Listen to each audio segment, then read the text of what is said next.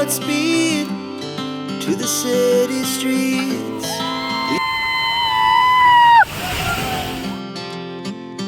Hello people, welcome back to my channel. ఎంతమంది హొగ్నేకల్ ఫాల్స్కి వెళ్ళారో comment చేయండి. నేనైతే 100% రికమెండ్ చేశాను. డామ్ షూర్ మీరైతే పక్కా ఎంజాయ్ చేస్తారు. చాలా టర్నింగ్ రోడ్స్ అయితే ఉన్నాయి, సో వామిట్ చేసే వాళ్ళు ముందుగా బీ కేర్ఫుల్. మేము మార్నింగ్ 6:30కి అయితే స్టార్ట్ చేసాము అండ్ 9:30 కల్లా నియర్ బై ఫాల్స్ దగ్గరకు అయితే వెళ్ళాము. ఇంకా బ్రేక్ఫాస్ట్ అని చెప్పి ఒక హోటల్లో అయితే ఆగాము. ఇడ్లీ దెన్ దోశ అయితే తిన్నాము. బేసిక్ గా అవుట్ సైడ్ ఫుడ్ బాగోదు, బట్ ఇక్కడ పర్లేదు, టేస్టీగానే ఉంది. తిన్న తర్వాత మళ్ళీ జర్నీ అయితే స్టార్ట్ అయిపోయాము. కొందరికి జర్నీ అంటే పడదు.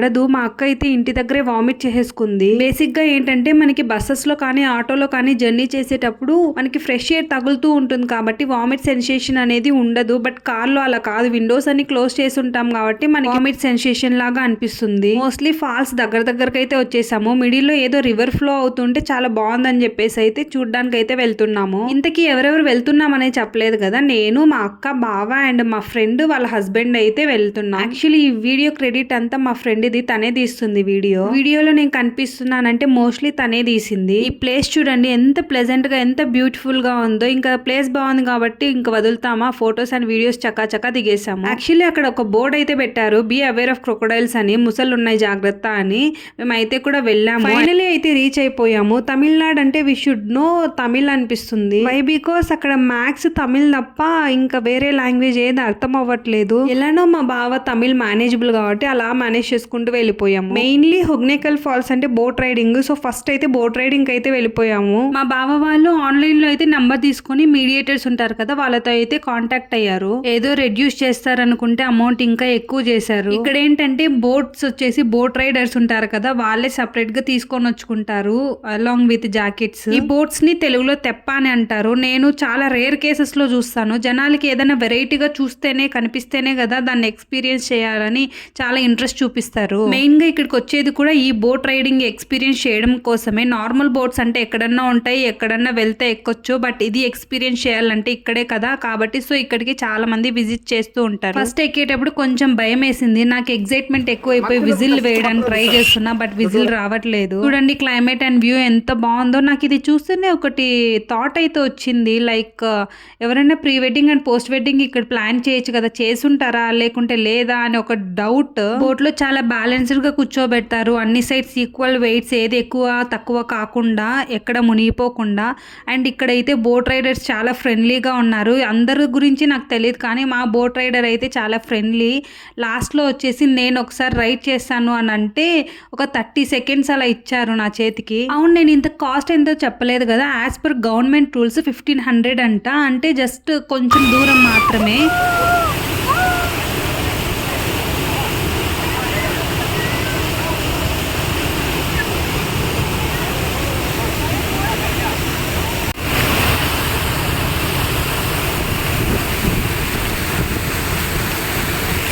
ఇలా వాటర్ ఫాల్స్ దగ్గరికి వెళ్ళాలి చూడాలి అనుకుంటే 3500 చెప్పారు. ఈచ్ పర్సన్ కి అయితే కాదు, 4 మెంబర్స్ కి per boat 1500 as per government rules. లేకుంటే వాటర్ ఫాల్స్ దగ్గరికి వెళ్ళాలనుకుంటే 3500.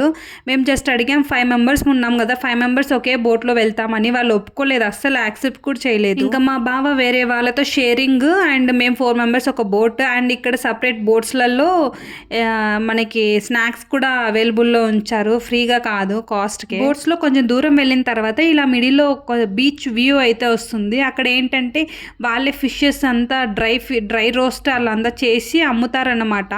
అక్కడే మనం స్విమ్మింగ్ చేయొచ్చు, నీళ్ళలో మునగొచ్చు, అంత ఫెసిలిటీస్ అక్కడ ఉన్నాయి. ఎందుకంటే అంత లోతు కూడా లేదు అక్కడ. నేను ఎవ్రీథింగ్ అయితే షూట్ చేశాను, నాకు ఏది మిస్ చేయాలని అనిపించలేదు, అంత బాగుంది వ్యూ అంతా. ఈ వాటర్ అంతా మైసూర్లో KRS డ్యామ్ ఉంది కదా, అక్కడ నుంచి వచ్చే వాటర్ అంట. అంటే ఇక్కడ నుంచి వెళ్తాయో అక్కడ నుంచి వస్తాయో నాకు ఎగ్జాక్ట్ గా తెలీదు, ఆయన తమిళ్లో చెప్తుంటే నాకు అర్థమైంది ఇంతవరకే. ఇంకా డ్రోన్ యూస్ చేసుకొని షూట్ చేస్తే పైనుంచి వ్యూ అంత సినిమాటిక్ గా సూపర్ గా ఉంటుంది. 1500 పే చేసి just half an hour trip ఉంటుంది, జస్ట్ కొంచెం దూరం వెళ్ళేసి వచ్చేస్తారు. అదే 3500 పే చేస్తే మనకి 2 to 2.5 hours జర్నీ ఉంటుంది. బోట్ ట్రిప్ అంతా కవర్ చేసుకొని వస్తారు. అయితే మా దగ్గర 5000 తీసుకున్నారు, చాలా ఎక్కువ అమౌంట్ అనిపించింది. బట్ 2 hours అంటే మనకే బోర్ కొట్టేస్తుంది. మేము వెళ్ళినప్పుడు సన్లైట్ అదంతా లేదు కాబట్టి మాకు అంత టైట్నెస్ అనిపించలేదు. అదే ఎండ అంత ఫుల్ ఉంటే అసలు ఫుల్ ఉండలేము. ఒక 2 hours అంటే చాలా ఎక్కువ అనిపించేస్తుంది.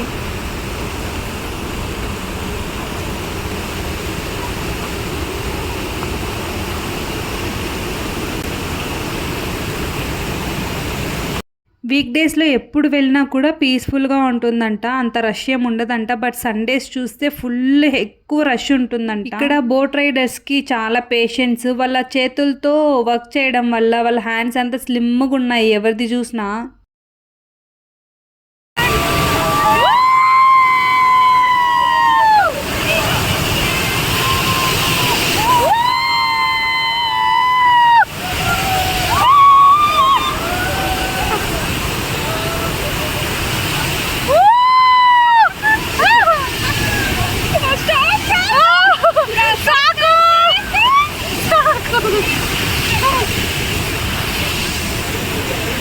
ఆ బోట్ రైడర్ అయితే ఫుల్ ఒక రౌండ్ వేసాడు అనమాట, కళ్ళు కూడా తిరిగిపోయాయి. అలా తిరిగింది బోట్ అయితే. చాలా హ్యాపీగా అనిపించింది, చాలా ఎంజాయ్ చేశాను. మంత్లీ శాలరీస్ ఎలా ఉండొచ్చు అని బోట్ రైడ్ అని అడిగితే ఆయన చెప్పారు, లైక్ టోటల్ 200 బోట్స్ అయితే ఉన్నాయి. అందులో ఎన్ని యూస్ చేసుకున్నా చేసుకోకపోయినా యూస్ చేసిన వాటికి వచ్చిన అమౌంట్ అంత షేరింగ్ ఉంటుందంట అందరికీ. To the city streets, we began to feel the fire. We rise like tall buildings as the chemicals they take us higher. The night మా బావ వాళ్ళ బోట్ రైడర్ వచ్చి మా మీద వాటర్ చల్లాడు, అందుకు మేము కూడా వాటర్ తీసుకొని చల్లామన్నమాట. అలా చల్లుకొని ఫుల్గా తడిచిపోయాము. అండ్ ఫైనలీ ఇక్కడితో బోట్ ట్రిప్ సమాప్తం. అలా నడుచుకుంటూ వెళ్తుంటే మాకు కొన్ని గేమ్స్ అయితే కనపడ్డాయి. టోటల్ 7 గేమ్స్, ఈచ్ గేమ్ వచ్చి 150 అన్నారు. అండ్ ఓవరాల్ ప్యాకేజ్ వచ్చేసి 500 అన్నారు. ఇంకెవరైనా 500 చూస్ చేసుకుంటారు. సో 7 గేమ్స్ ఆడొచ్చు 500తో అని చెప్పి మేము 500 ప్యాకేజ్ అయితే చూస్ చేసుకున్నాం. ఫస్ట్ యానిమల్స్ జోన్లోకి అయితే వెళ్ళిపోయాము. మ్యాక్స్ మనం మన డైలీ లైఫ్లో చూసేవే ఉన్నాయి, ఏవో కొన్ని డిఫరెంట్గా ఉన్నాయి. ఇదైతే క్యూట్గా చూస్తుంది చూడండి. ఇది వచ్చేసి ఫారెస్ట్ ర్యాట్, అడవి ఎలుక లాగా ఉంది చూడండి, ఎంత పెద్దగా బాగా తిని సైజ్ పెరిగింది. అండ్ కెమెరాని ఇలా ఫోకస్ చేస్తుంటే కెమెరా దగ్గర చూసుకొని ఉంది. అండ్ ఈ ఎలుకలు నేను ఆల్రెడీ మా ఊర్లో చూశాను అండ్ ఇక్కడ సేమ్ ఉన్నాయి. కొందరికి వీటిని పట్టుకోవడానికి కూడా చాలా భయం వేస్తుంది. మా లియ పాప వచ్చింటే చాలా ఎంజాయ్ చేసిండు, కానీ తనేమో మా అమ్మ వాళ్ళ ఊర్లో ఉంది. ర్యాబిట్స్ యాజ్ యూజువల్ మన డైలీ లైఫ్లో చూస్తూనే ఉంటాం, బట్ టచ్ చేయడం అనేది చాలా రేరు. నేనైతే చేతులతో పట్టుకున్నాను, అది ఎస్కేప్ అవ్వడానికి అయితే ట్రై చేస్తుంది. To the city streets, we began to feel the fire. We rise like tall buildings as the chemicals they take us higher. The night's young and it's just begun as she puts her hand in mine. ఒక పాండ్లో lot of colour fishes అయితే ఉంచారు. And ఇంకొక ప్లేస్లో వచ్చేసి types of birds అయితే పెట్టారు. ఇది చూడండి ప్యారెట్. ఈ ప్యారెట్ని మనకి రియల్గా చేతుల మీద నిల్చోబెడతారు. సో పే చేస్తున్నాం కాబట్టి వాళ్ళు చాలా ట్రైనింగ్ ఇచ్చుంటారు ఆ ప్యారెట్స్కి. సో మన చేతుల మీద వచ్చి నిల్చుంటుంది. ఆ షార్ట్లో అయితే అప్లోడ్ చేస్తాను. అండ్ ఈ బర్డ్స్ అంతా మన చేతిలోకి సన్ఫ్లవర్ సీడ్స్ అయితే ఇస్తారు. వాటిని చూసి ఈ బర్డ్స్ అంతా మన మీద వచ్చి నిల్చుంటాయి. అక్కడ ఆమె చెప్తుంది, బై మిస్టేక్ మనం ఒక బర్డ్ని తొక్కినా కూడా ఫైన్ కట్టాలంట, సో బీ కేర్ఫుల్ అని చెప్తుంది. అండ్ ఇది వచ్చేసి వాటర్ జాబింగ్. నేనైతే ఫస్ట్ టైం ఎక్స్పీరియన్స్ చేయడం, చాలా ఫన్నీగా ఉన్నింది. ఇది వచ్చేసి బుల్ రైడ్. యాంకర్ సుమా షోలో బుల్ రైడ్ అయితే ఉన్నింది. ఎప్పటి నుంచో ఎక్స్పీరియన్స్ చేయాలని చూస్తున్నాను, బట్ ఫస్ట్ టైం నేను చూడడము. సో ఎక్స్పీరియన్స్ అయితే చేసేసాను. స్టార్టింగ్లో సింపుల్గా తిప్పాడు, ఇంకా పోను చాలా రష్గా తిప్పేశాడు, పడిపోయా ఫైనల్గా. నేనైతే 1 minute హోల్డ్ చేసుకున్నానని అనుకుంటున్నాను. మీరు ఎప్పుడైనా ఎక్స్పీరియన్స్ చేస్తుంటే ఎన్ని మినిట్స్ హోల్డ్ చేశారో కామెంట్ సెక్షన్లో మర్చిపోకుండా కామెంట్ చేయండి. అండ్ ఆ ప్యాకేజ్లో ఫిష్ స్పా అయితే ఉంది కదా, నేను ఫిష్ స్పా కూడా ఫస్ట్ టైం ఎక్స్పీరియన్స్ చేయడము. చాలా చక్కిలి గింతలుగా అనిపించింది. ఈ ఫిషెస్ మన కాలుకున్న డస్ట్ని అయితే తినేస్తాయి అంటారు, అది ఎంతవరకు నిజమో కామెంట్ చేయండి. ఇది వచ్చేసి ఆర్చరీ, 3 arrows అయితే ఇచ్చారు. ఒక్క ఆరో కూడా అసలు స్పాట్ లో పాయింట్ అవ్వలేదు. ఇది వచ్చేసి దానిలో మెన్షన్ చేసినట్లు బంగీ ట్రాంప్లైన్ అని అంటారు. సో చాలా అంటే చాలా భయం వేసేసింది. పైకి వెళ్ళేటప్పుడు బాగానే ఉంటుంది, కిందకు వచ్చేటప్పుడు మాత్రం మన హార్ట్ ఎక్కడో వెళ్ళిపోయినట్టు అనిపిస్తుంది, అలా అనిపిస్తుంది. ఇక్కడ రివర్ దగ్గరగా ఉంది కాబట్టి ఎక్కడ చూసినా fishes, dry fishes and fresh fishes అయితే అవైలబుల్లో ఉంటాయి. ఫిష్ తవా చేస్తూ ఉంటారు, క్రాబ్స్ తవా చేస్తూ ఉంటారు అండ్ ఒబ్బట్లు చేస్తున్నారు. మేబీ నాన్ వెజ్ తిననోళ్ళు ఇలా ఒబ్బట్లు తింటారేమో. ఇక్కడ చాలా మంది ఒక బిజినెస్ అయితే చేస్తున్నారు. లైక్ మనం ఏవైనా ఫిషెస్ తీసుకొని వెళ్ళి మనకి ఎలాంటి టైప్ ఆఫ్ ఫుడ్ కావాలంటే అలాంటి టైప్ ఆఫ్ ఫుడ్ అయితే కట్టెల పొయ్యి మీద మనకి ప్రిపేర్ చేసిస్తారు ఫ్రెష్ గా. మాకైతే చేపల పులుసు, fish fry, white rice and రసం అయితే చేయించారు. టేస్ట్ అయితే ఒక లెవెల్లో ఉన్నింది. మీకు వాళ్ళ నంబర్ కావాలంటే కామెంట్ చేయండి. ఫైనల్లీ తినేసిన తర్వాత మసాజ్ చేయించుకోవాలని చెప్పేసి మా బావ అయితే బాడీ మసాజ్, మేమైతే హెడ్ మసాజ్ చేయించుకుందామని వెళ్ళాము.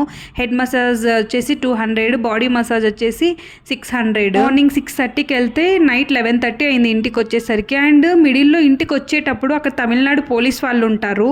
సో జాగ్రత్తగా కార్వి డాక్యుమెంట్స్ ఏ ఉంటే అవి మస్ట్ అండ్ షుడ్ క్యారీ చేసుకొని వెళ్ళండి. So this is all about Hogenakkal falls. ఈ వీడియో మీకు నచ్చినట్లయితే don't forget to like, share and do subscribe for more videos. Thank you. Bye bye.